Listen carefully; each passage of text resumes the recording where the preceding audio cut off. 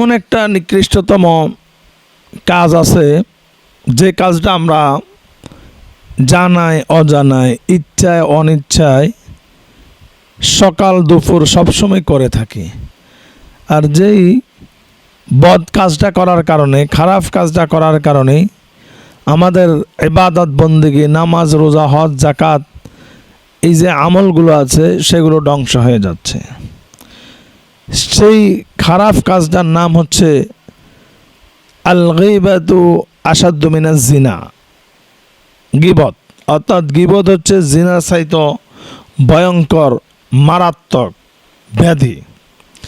আমরা দু তিনজন একসাথ হলেই আমরা থার্ড পারসন অর্থাৎ অনুপস্থিত একটা ব্যক্তির যে কোনো একটা দোষ নিয়ে, যে কোনো একটা ত্রুটি নিয়ে, খারাপ গুণ নিয়ে আমরা তার আলোচনা করি, যার কারণে আমাদের আমল নামাগুলো নষ্ট হয়ে যাচ্ছে। এই গীবতকারীদের ব্যাপারে আল্লাহ সুবহানাহু ওয়া তাআলা সূরাতুল হুমাজার মধ্যে বলেন, ওয়াইলুল লিকুল্লি হুমাজাতিল লুমাজা। আল্লাহ তাআলা এখানে বলতেছেন যারা মানুষের পেছনে গীবত বা অপবাদ দিয়ে বেড়ায় তাদের জীবন ধ্বংস। এখানে আল্লাহ তাআলা হুমাজা এবং লুমাজা দুইটা শব্দ এনেছেন।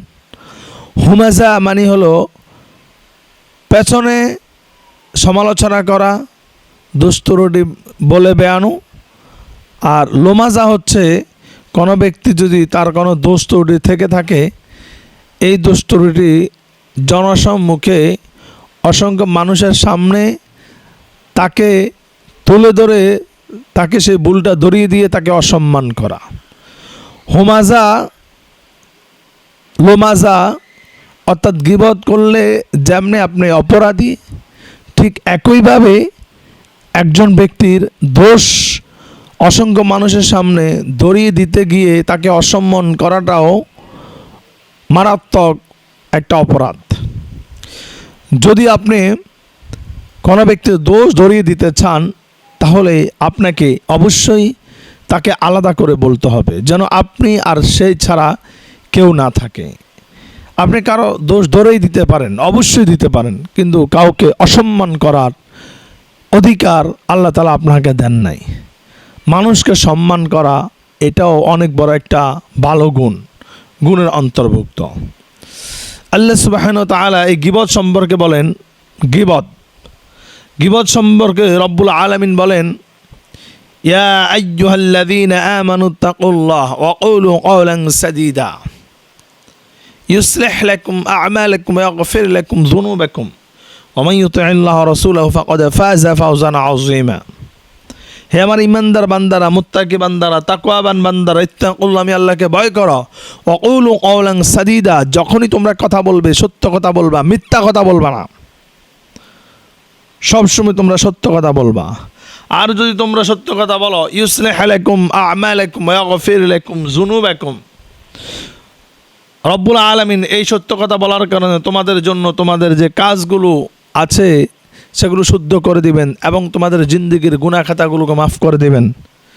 আর যারা আল্লাহ এবং তার রাসূলকে ভয় করবে, আনুগত্য করবে, আল্লাহ তাআলা তাকে সফলতা দান করবেন। তার মানে আমরা যখনই কথা বলবো অবশ্যই সত্য কথা বলবো, মিথ্যার কোনো আশ্রয় নিব না, মিথ্যার কোনো কথা বলবো না। গীবত, রাসূলুল্লাহ সাল্লাল্লাহু আলাইহি সাল্লাম সাহাবীদেরকে বললেন, মাল গীবাহ, গীবত সম্পর্কে তোমরা জানো। গীবত ওটাকে বলে যেটা কোনো একজন ব্যক্তির দোষ ত্রুটি নিয়ে যদি অন্যান্য মানুষের সামনে তুমি আলোচনা করো তার অনুপস্থিতিতে, তাহলে সেটাই হচ্ছে গীবত। সাহাবীরা জিজ্ঞেস করলো, ইয়া রাসূলুল্লাহ, যদি সেই দোষগুলো তার কাছে থেকেই থাকে? রাসূল বলেন, এটাই গীবত। সাহাবীরা বললেন, ইয়া রাসূলুল্লাহ, যদি সেই দোষগুলো তার মধ্যে না থাকে? আল্লাহ রাসূল বললেন, সেটা হচ্ছে তার নামে মিথ্যা অপবাদ দেওয়া। গীবত যেমন মারাত্মক, মিথ্যা অপবাদ দেওয়া এটা তার চাইতে মারাত্মক। তার মানে সহজ ভাষায়, সহজভাবে আমরা যেটা বলতে চাই, বুঝতে হবে, সেটা হচ্ছে আমি থার্ড পারসন তৃতীয় পার্সন কোনো ব্যক্তির দোষ ত্রুটি নিয়ে আমাকে কোনো আলোচনাই করা যাবে না। যদি আমি কোনো একজন ব্যক্তির দোষ ত্রুটি নিয়ে আলোচনা করতে যাই, তাহলে হয় এটা গীবত হবে, না হয় এটা মিথ্যা অপবাদ হবে।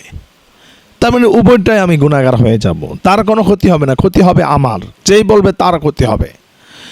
আপনি থার্ড পার্সন ব্যক্তির ভালো যে গুণগুলো আছে, প্রশংসনীয় যে কাজগুলো আছে, সেইগুলো নিয়ে আপনি আলাপ আলোচনা করতে পারেন, কথা বলতে পারেন, কিন্তু তার দোষ ত্রুটি নিয়ে আলোচনা করা যাবে না। আল্লাহ সুবহানাহু ওয়া তাআলা যেন এই গীবত থেকে বাঁচার জন্য যেন আমরা বাঁচতে পারি, আল্লাহ যেন আমাদেরকে তৌফিক দেয়। এই গীবতের কারণে অনেক সুন্দর সুন্দর মাধুর্য বা শান্তিময় সংসারগুলো ধ্বংস হয়ে যাচ্ছে। আর বিশেষ করে আমাদের সমাজের মধ্যে গীবত করে তারা যারা আকাম্মা, যার কোনো কাম নাই, যার কোনো কাজ নাই, সে অকর্মারা গীবত করে করে বেড়ায়। আল্লাহ তাআলা যেন আমাদেরকে এই ধরনের অপপ্রচার গীবত থেকে হেফাজত করে, আল্লাহুম্মা আমিন।